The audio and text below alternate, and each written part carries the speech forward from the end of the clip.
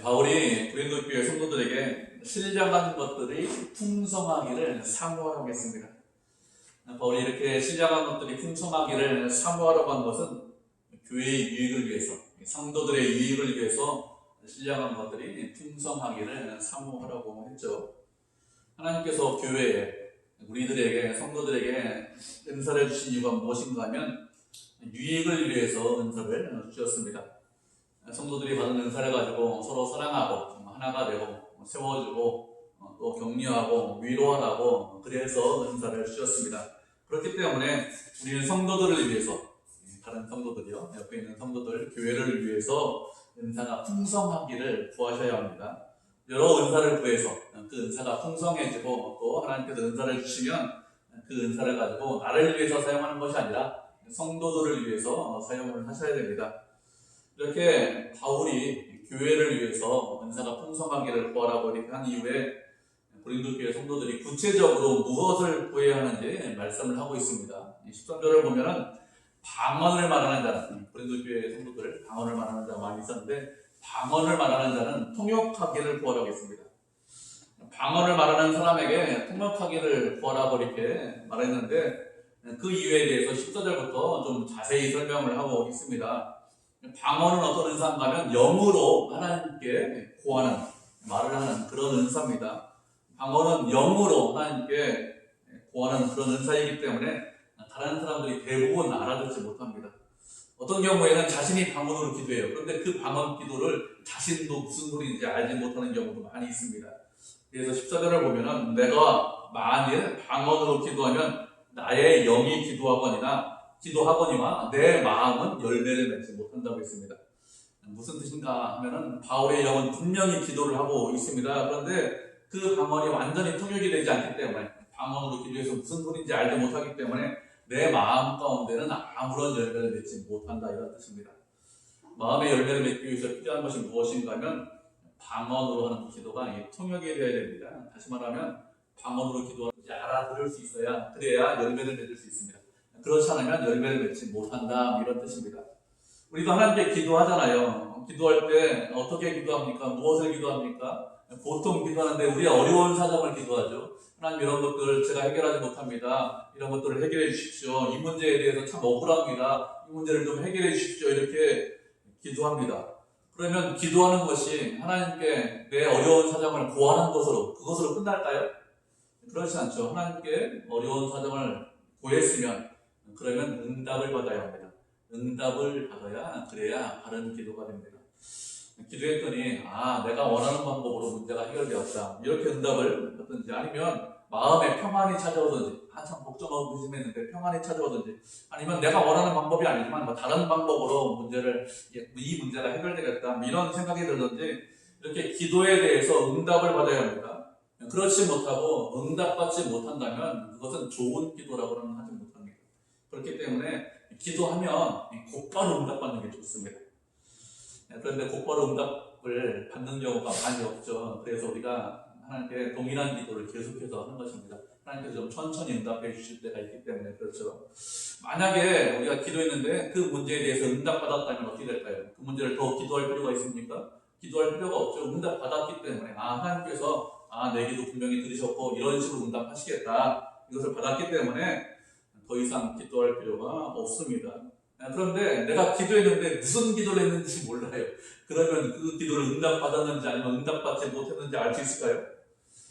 알지 못하겠죠. 무슨 기도를 했는지 모르는데 무슨 응답을 받았는지 받지 않았는지 알지 못합니다. 그렇기 때문에 내 마음 가운데 열매를 맺지 못한다, 이렇게 이야기하는 것입니다. 방언으로 기도하면, 영으로 기도하면 내 마음 가운데 열매를 맺지 못하기 때문에 바울이 무엇이라고 했습니까? 15절을 보면 자신은 영으로 기도하고 또 마음으로 기도하고, 또 영으로 찬송하고 마음으로 찬송한다고 했습니다. 영으로 기도한다는 것은 자신의 영이 기도한다는 거예요. 하나님은 영이시기 때문에 하나님과 교제하기 위해서는 영으로 기도를 해야 됩니다. 그런데 영으로 기도하면 마음으로 열매를 맺지 못하기 때문에 어떻게 합니까? 마음으로 기도한다고 했습니다. 그리고 마음으로 찬송한다고 했습니다. 마음으로 기도하고 마음으로 찬송한다는 것은 이성적인 것으로, 내 말로, 내가 알아들을 수 있는 말로 기도하고 찬송한다는 거예요. 왜 이렇게 하냐면 내 마음에 열매가 없기 때문에 내 마음에 열매를 맺기 위해서 이렇게 한다는 것입니다. 우리가 말씀한 구절 살펴보도록 하겠습니다. 에베소서 5장 15절부터 21절까지 살펴보도록 하죠. 신약성경 314페이지네요. 에베소서 5장 15절부터 21절까지입니다. 한 절씩 교독하고 마지막 절 합독하도록 하겠습니다. 에베소서 5장 15절입니다. 제가 먼저 읽겠습니다. 15절부터 21절까지.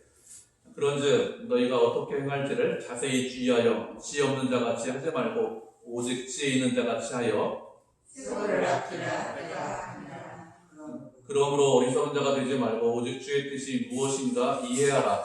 술 취하지 말라. 너희는 방탕한 것이니 오직 성령으로 충만함을 말라. 시와 찬송과 신령한 노래들로 서로 화답하며 너희의 마음으로 주께 노래하며 찬송하며 범사에 우리 예수 이름으로 항상 아버지 하나님께 감사하며 21절까지 읽겠습니다. 그리스도를 경외함으로 기차 복종하라. 아멘. 사도 바울이 성도들에게 권면하기를 자세하고 주의하고 또 지혜 없이 행하지 말고 지혜롭게 행하라 이렇게 말을 하고 있죠. 그렇게 지혜롭게 행하는 것이 무엇이냐? 세월을 아끼라고 했습니다. 왜 세월을 아껴야 될까요? 세월을 아끼는 이유가 무엇인가 하면 때가 악하기 때문에, 시대가 악하기 때문에 그렇습니다. 우리가 사는 세상 점점 악해지고 있습니다. 세상에서 들려오는 뉴스들, 좋은 뉴스보다도 악한 뉴스가 훨씬 많이 들려옵니다. 처음 악한 뉴스를 들을 때는 참 악하다, 이렇게 사람이 악할까, 이렇게 악한 일이 일어날까 이렇게 생각하죠. 근데 그런 뉴스 몇 번 들어보십시오. 그럼 어떻게 됩니까? 그 뉴스에 대해서 무뎌져요. 원래 그런가? 이렇게 됩니다. 이렇게 세상이 악하기 때문에, 점점 악해지기 때문에 시간을, 세월을 아끼라고 했습니다. 세월을 아끼라는 것은 시간을 잘 사용하라는 이런 뜻입니다. 우리가 다른 것들은 이렇게 저축할 수 있어요. 그런데 시간은, 세월은 저축하지 못합니다. 시간은 그냥 흘러요. 흐르는 시간, 그것을 아끼는 방법은 무엇입니까? 흘러가는 시간 그대로 두는 것이 아니라 그 시간을 잘 사용하는 것이, 그것이 세월을 아끼는 것입니다. 약한 세상에서 주어진 시간을 잘 사용해야, 그래야 어리석은 자가 되지 않습니다. 어리석은 자는 어떤 사람이냐? 주어진 시간을 허비하고 낭비하는 사람이 어리석은 자죠. 우리는 어리석은 자가 되는 것이 아니라 주님의 뜻이 무엇인지 이해를 해야 됩니다. 하나님께서 우리를 이 땅에 주셨는데 왜 이 땅에 주셨는지, 우리에게 무엇이 원하시는 것이 무엇인지, 그렇게 하나님의 뜻을 우리가 이해를 해야 되겠죠. 그래서 세상 사람들처럼 사는 것이 아니라 하나님의 뜻대로 살아야 합니다. 그래야 지혜로운 사람입니다.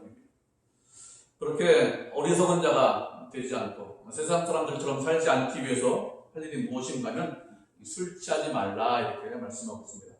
사람이 술에 취하면 어떻게 될까요? 사람이 술에 취하면 방탕하게 삽니다.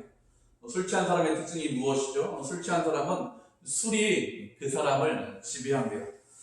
술에 취해 있는 동안에 그 사람이 할 수 있는 것은 아무것도 없죠. 술에 취해 있는 동안 그 사람은 가지고 있는 시간과 기회 이런 것들을 다 낭비합니다. 술뿐만 아니라 다른 것에 취해 있어도 마찬가지예요. 사람들이 취미라고 합니다. 취미에 빠져 있습니다. 취미에 취해 있습니다. 그럼 어떻게 될까요? 자신이 가지고 있는 시간, 물질, 건강 이런 것들을 다 취미에 사용하고 마치 그것이 전부인 것처럼, 그것이 인생인 것처럼 삽니다. 그렇게 술에 빠져 있는데, 뭐에 빠져 있는데 이렇게 빠져 있는 것, 그것이 세월을 허비하고 낭비하는 것이고, 그것이 방탕하게 사는 거예요.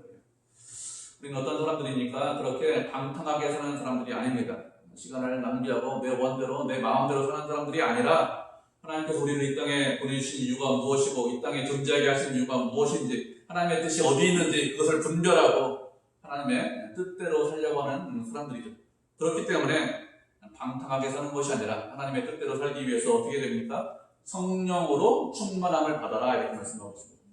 성령으로 충만함을 받아서 시와 찬송과 신령한 노래들로 서로 화답하고 우리의 마음으로 주께 찬송하고 기도하고 노래하라고 했습니다. 우리의 마음으로 찬송하고 노래하라고 했습니다.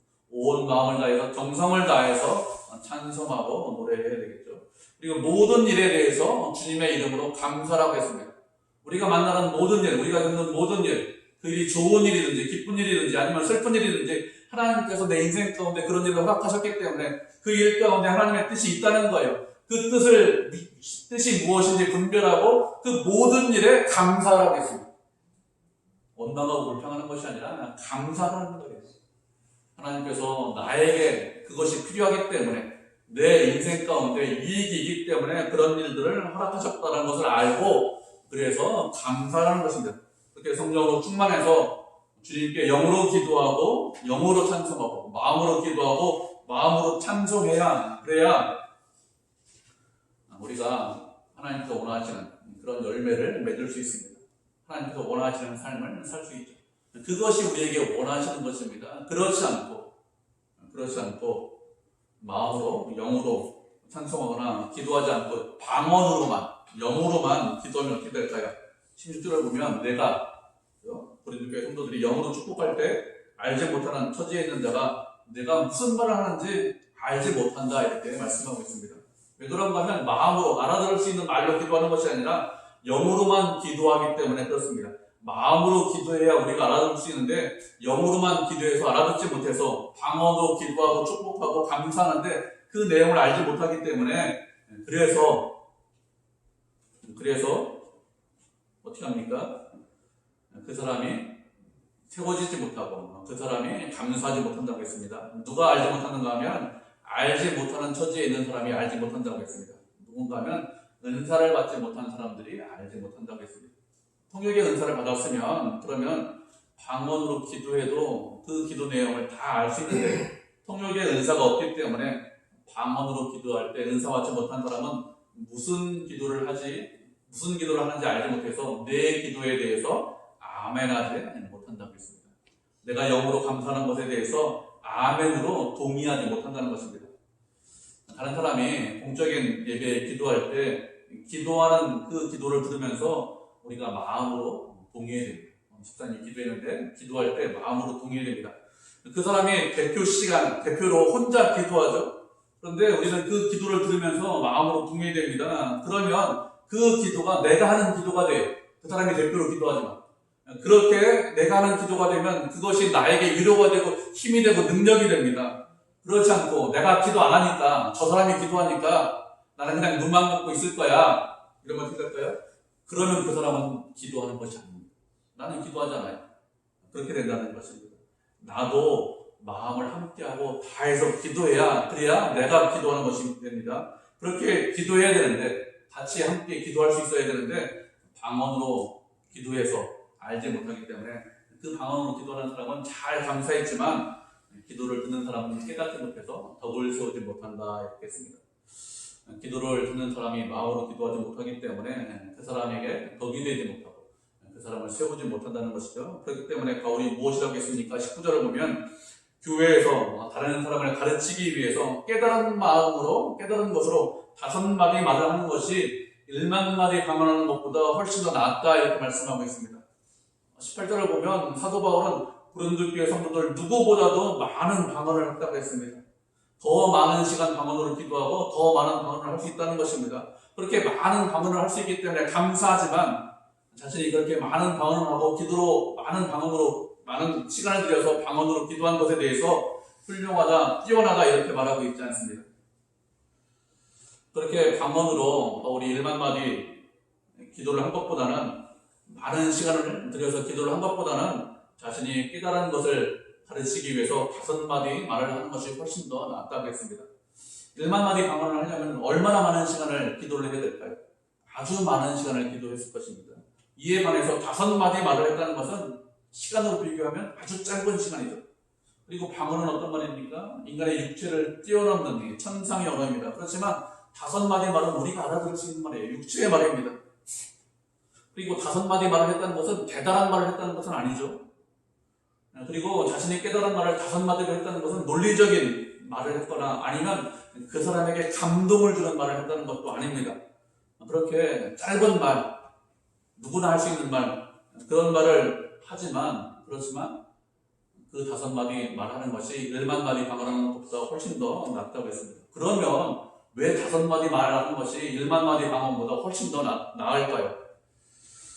그것은 그렇게 자신이 깨달은 말, 자신이 은혜 받은 말을 나누면 그 5마디 말로 인해서 다른 사람들이 은혜 받고 하나님의 사랑을 깨닫고 그 사람이 덕을 세우고 세움을 받을 수 있고 열매를 맺을 수 있기 때문에 그렇습니다. 예전에 제가 부교육자로 젊은 청년들을 가르쳤습니다. 매주마다 가르치는데 사람이 많기 때문에 다 가르치지 못하고 조를 나눠서 이 조장들을 가르치고 조장들이 조원을 가르치고 했습니다. 이 조원이 적으면 한 30명 돼요. 많으면 한 10명 정도 됩니다. 그러면 그 조장들이 저한테 배우면서 종종 이런 말을 합니다. 목사님한테 배우는 것은 너무너무 좋고 괜찮은데 제가 가르치려고 하면 너무 힘들어요. 이렇게 말을 합니다. 충분히 이해가 되죠. 저는 이게 목회가 제 사명이기 때문에, 목회하는 일이 제 전부이기 때문에 그래서 배운 거 가르치는 거고, 그 사람들은 젊은 청년들 열심히 사회생활 하다가 짧게 시간 내가지고 저한테 배우고 또 막 공부해서 조어들에게 가르치려니까 얼마나 힘들어요. 충분히 우리가 이해할 수 있습니다. 그런데 그런 젊은 청년들에게 제가 뭐라고 대답하는 거는, 힘든 거 다 안다, 어려운 거 다 아는데 배운 것 중에서 다 가르치려고 하지 말고 열심히 공부하고, 그리고 그 중에서 내가 잘 아는 것 그거 위주로 가르치면 된다, 이렇게 제가 말합니다. 우리가 하나님의 은혜로 변합니다. 그런데 아주 훌륭한 설교를 들어서 변하고, 아니면 아주 뛰어난 학자로부터 배워서 변하는 것이 아닙니다. 우리가 변하는 것은 평범한 설교를 들어서 변하고 평범한 사람에게 배워서 변하는 것입니다. 평범한 사람이 가르치고 평범한 설교를 해도 그 사람이 감동을 받아요. 그 사람의 은혜를 받습니다. 그 사람의 마음이 새로워집니다. 그렇게 되는 것은 사람의 실력이나 능력이 우선이 아니라 하나님의 은혜가 먼저이기 때문에 그렇게 되는 거예요. 사람이 최선을 다하는 것도 상당히 중요합니다. 그런데 그것보다 더 중요한 것은 무엇이냐면, 하나님께서 함께 하시는 것이 훨씬 더 중요합니다. 그래서 자신이 알고 자신이 깨달은 것, 그것이 5마디 말이지만, 그렇지만 상대방에게, 성도들에게 가르치는 것, 알게 하는 것이 중요합니다. 왜 그렇게 할까요? 그 사람이. 그것은 그 사람을, 그 성도를 사랑해서 그렇게 하는 것이죠. 그 성도를 사랑해서 그 사람에게 힘이 되고 능력이 되고 위로가 되고 권면하기 위해서, 그래서 5마디 말을 하는 거 아닙니까? 내가 이렇게 했는데, 내가 이 말씀 보니까, 내가 이렇게 경험했는데 이럴 때 이렇게 이 말씀 가지고 위로받아서, 이렇게 하는 이유가 무엇이죠? 자신이 부족한 거 알고 있죠. 5마디 말하니까 자신이 아무것도 아니라는 거 알고 있습니다. 그렇지만 그 사람을 사랑하기 때문에 그렇게 하는 거예요. 하나님께서 우리에게 은사를 주신 이유가 무엇이라고 했습니까? 성도의 유익을 위해서, 그 사람을 세우기 위해서, 위로하고 권면하기 위해서 은사를 주셨습니다.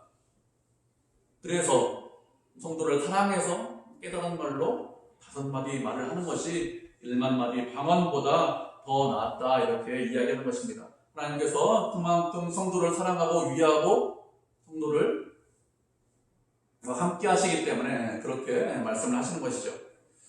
이 10절을 보면, 형제들아, 지혜에는 아이가 되지 말고 악에는 어린아이가 되라, 지혜는 장성한 사람이 되라, 이렇게 말씀을 하고 있습니다.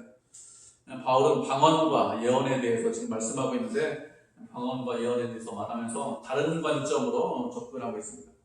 지혜는 어린아이가 되지 말라고 했습니다. 지혜라는 것은 깨달음이다, 생각이다, 이런 의미가 있습니다. 다시 말하면 깨닫는 것, 생각하는 것에 대해서는 아이가 되지 말라고 했습니다. 이 아이라는 것은 갓 태어난 아이를 말합니다.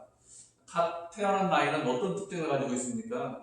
갓 태어난 아이는 다른 사람에 대해서 생각하지 않죠. 갓 태어난 아이는 자기 자신만 생각합니다. 그래서 배가 고프면 무는데 낮에도 울고 밤에도 울고, 다른 사람이 어떤 상황에 처해 있든지 그냥 웁니다. 엄마가 깨어있을 때도 울고, 엄마가 잠잘 때도 울고, 엄마가 아파도 울고, 엄마가 건강해도 웁니다. 그래서 자신이 배고픈 거 알고 자신이 불편한 것을 주변 사람들에게 알립니다. 전혀 다른 사람을 신경 쓰지 않는 것이 이런 갓 태어난 어린아이의 특징이죠. 이런 어린아이가 이런 특징을 가지고 있는데, 지혜, 생각하는 것, 깨닫는 것에 대해서는 이런 어린아이가 되지 말고 장성한 사람이 되라고 했습니다. 어린아이처럼 무작정 때를 쓰는 사람이 되지 말라는 것입니다. 장성한 사람이 되어서, 성인이 되어서 성인처럼 생각하고 성인처럼 행동하고 성인처럼 깨달아라, 이렇게 말씀을 하고 있습니다. 그리고 악에 대해서는 어린아이가 되라고 했습니다. 어린아이가 되라는 것은 악한 일에 대해서 그러면 무작정 때를 쓰는 사람이 되어라, 이런 뜻이 아니죠. 아니면 악한 일에 대해서는 순진한 자가 되어라, 이런 뜻도 아닙니다. 우리말 성경을 자세히 좀 보시면 단어를 다르게 사용했습니다. 생각하는 것에 대해서는 아이가 되지 말고 악한 일에 대해서는 어린아이가 되지 말라, 이렇게 단어를 다르게 사용했습니다. 아이, 어린아이 이렇게 단어를 다르게 사용했는데 단어를 다르게 사용한 이유가 무엇인가 하면 이 신약성경, 헬라어 성경, 원어 성경도 단어를 다르게 사용했어요. 그래서 신약성경, 우리말 성경도 그렇게 다른 단어라는 것을 표현하기 위해서 단어를 다르게 사용했습니다. 두 단어가 아이라는 뜻이 다 있습니다. 그런데 아이와 어린아이의 차이점이 무엇인가 하면 어린아이에는 무엇을 알지 못하는 사람이다, 지식이 없는 사람이다, 이런 의미가 포함되어 있습니다. 그런데 아이에는 그런 의미가 포함되어 있지 않습니다. 이렇게 아이와 어린아이의 의미가 좀 다른데, 그렇기 때문에 악에 대해서 어린아이가 되라, 이런 것은 악에 대해서 순진한 사람이 되어라, 악에 대해서 무작정 떼쓰는 사람이 되어라, 이런 뜻이 아니라 악한 일에 대해서는 지식이 없는 자가 되어라, 이런 뜻입니다. 다시 말하면 악한 일을 준비하고 계획하고 그것을 실행하는 사람이 되지 말라는 것입니다. 악에 대해서 아무런 지식이 없기 때문에, 지식이 있어야 그래 악한 일을 할 수 있을 거 아닙니까? 그걸 계획하고 준비하고 그것을 실행하는 사람이 되는데, 지식이 없는 자가 되어라, 악을 아예 모르는 사람이 되어라, 이런 뜻입니다. 우리가 말씀하는 분들 살펴보도록 하겠습니다. 요한 3서 11절입니다. 요한 3서는 한 장밖에 없기 때문에 11절인데 신약성경으로 제목을 395페이지네요. 요한 3서 11절입니다. 한 절인데 여기에 한 목소리로 같이 읽겠습니다. 시작. 사랑하는 자여, 악한 것을 본받지 말고 선한 것을 본받으라. 선을 행하는 자는 하나님께 속하고 악을 행하는 자는 하나님을 배웁지 못하였느니라. 아멘. 요한 3서는 사도 요한이 장로인 가이오에게 쓴 편지인데요.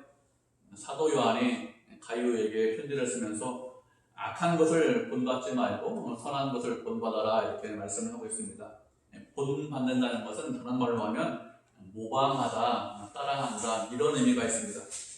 대부분의 사람들은 다른 사람의 행동, 말, 삶의 유형, 사고 패턴, 이런 것들을 본받습니다. 모방을 하죠. 다른 사람이 어떻게 사는지 쭉 쳐다봅니다. 사람들이 다른 사람을 따라하고 다른 사람을 모방하기 때문에 우리가 세상에서 살펴본 유행이라는 것이 있어요. 다른 사람 따라하는 거지 않습니까? 그런데 무엇을 모방하지 말고 무엇을 모방을 하겠습니까? 악한 것을 모방하거나 따라하지 말고 선한 것을 따라하고 선한 것을 모방을 하고 있습니다. 그런데 인간은 대부분 선한 것을 따라하는 것이 아니라 악한 것을 따라하고 악한 것을 모방합니다. 왜 그런가 하면 이 악한 것을 따라하고 악한 것을 모방하는 것이 쉬워요. 그것이 우리의 본성이기 때문에 그렇습니다. 우리가 아이들 다 키워봤지 않습니까? 아이들을 어린이집이나 유치원에 보내면 집에서 사용하지 않은 욕을 금방 배워옵니다. 아이들이 나쁜 짓, 악한 짓 하는 거 쉽게 따라하죠. 금방 배웁니다. 그런데 선한 일 하는 것, 착한 일 하는 것, 다른 사람들 도와주는 것, 가치 있는 일 하는 것, 옳은 일 하는 것은 시간이 오래 걸려요. 그것을 배우는 것은.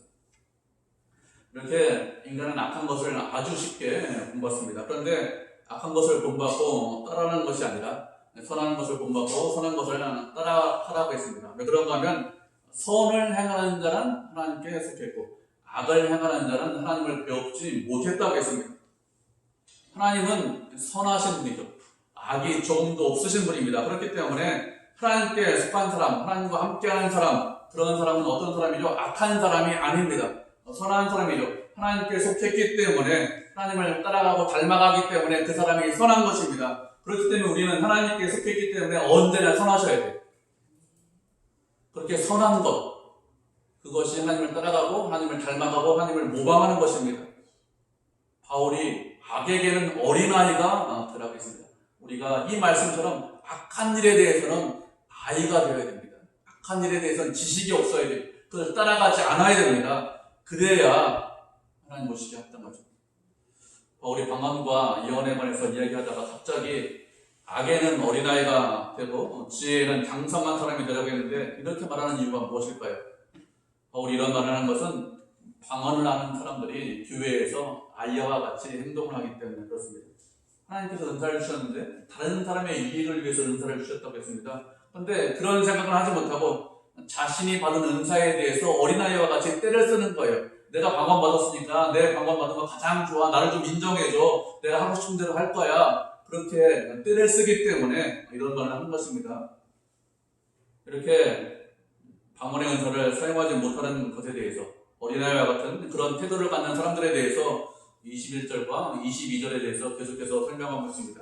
21절을 보면 율법에 기록된 바 주께서 이르시되 내가 다른 방언을 말하는 자와 다른 입술로 이 백성에게 말할지라도 그들이 전혀 듣지 아니하였다 이렇게 말씀하고 있습니다.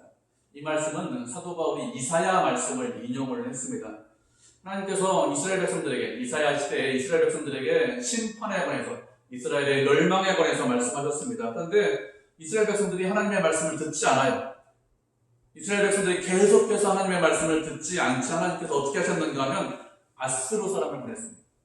이스라엘 사람을 보낸 것이 아니라 아스루 사람을 보내서 이스라엘의 멸망에 관해서 선포하도록 했습니다. 어떤 말로? 아스루 방언으로. 사람들이 알아들 수 있습니까? 알아듣지 못하는 소리로 그렇게 방언으로 선포했습니다. 왜 그런가 하면 환경이 다르기 때문에, 말이 다르기 때문에 그렇게 선포해서 이상한 말을 하니까 좀 주목해서 들어라 이렇게 하라고 그렇게 아스루 사람을 보내서 아스루 방언으로 멸망에 관해서 말씀하셨습니다. 그런데 이스라엘 백성들이 어떻게 했습니까? 아스루 방언으로 쭉 이야기하니까 관심도 안 가는 거예요. 무슨 이상한 얘기를 하냐, 내가 알아듣지 못하는 얘기를 하냐, 이렇게 아예 관심도 보이지 않았습니다. 그래서 22절에서 무엇이라고 말합니까? 방언은 믿는 자들을 위한 표적이 아니라 믿지 않는 자들을 위한 표적이다 이렇게 말씀하고 있습니다. 방언은 믿지 않는 자들을 회심시키지 못하고 그들에게 표적만 된다 이런 뜻입니다. 방언을 들으면서 제가 야 참 이상한 이야기하네 이런 생각만 한다는 거예요. 결국에는 방언으로 말하면 그 사람이 회개하지 못하고 그냥 표정만 본다는 것입니다. 그렇기 때문에 23절에 보면 온 교회가 모든 성도들이 모여서 방언으로 이야기하면 그럼 어떻게 한다고 했습니까? 믿지 않는 사람들이 그 교회의 모습을 보고 저 사람들 제정신이 아니다, 미쳤다 이렇게 이야기한다고 했습니다. 왜요? 사람들이 다 알아듣는 말로 이야기해야 되는데 알아듣지 못하는 말로 기도하고 알아듣지 못하는 말로 이야기하기 때문에 그 내용을 몰라서 이상한 사람들이다, 미친 사람들이다 이렇게 반응한다는 것입니다. 그런데 예언은 그렇지 않다고 했습니다. 예언은 무슨 은사인가면 예언은 하나님의 뜻을 사람들에게 전하는 것이 예언이죠. 그렇기 때문에 예언을 통해서 모든 사람들이 책망을 듣고 모든 사람들이 판단을 받고 그리고 숨어있는 일들이 드러난다고 했습니다. 그래서 예언을 듣고 사람들이 엎드려서 하나님께 경배하고 참으로 하나님께서 너희 가운데 계신다, 전파리다 이렇게 말한다고 했는데 전파한다는 것은 고백한다 이런 뜻입니다. 하나님께서 너희 가운데 계셔 이렇게 고백한다는 뜻입니다. 우리가 말씀을 하는 구절을 살펴보도록 하겠습니다. 히브리서 4장 12절 13절입니다. 히브리서 4장 12절 13절입니다. 신약성경 356페이지네요.